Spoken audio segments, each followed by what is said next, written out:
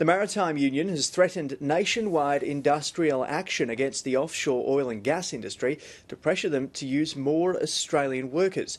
The union wants companies to sign a legally binding agreement to exhaust all local options before bringing in foreign labour.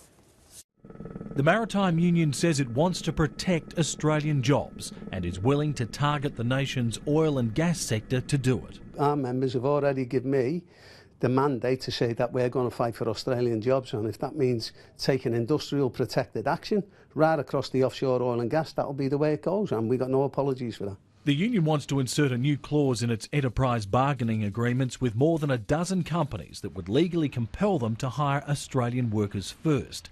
Employer groups say the clause is unnecessary and the campaign driving it provocative. This is just a try-on by a militant union to make it harder, not easier, for one of our most important export industries to keep going well. But the union claims the resources sector and other companies are not doing enough to tap into the thousands of properly qualified local workers.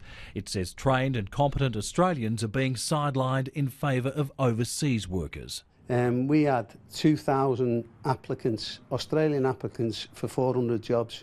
But the resources sector argues the push for a legally enforceable agreement for preferred employment will create more problems in an industry already shedding jobs.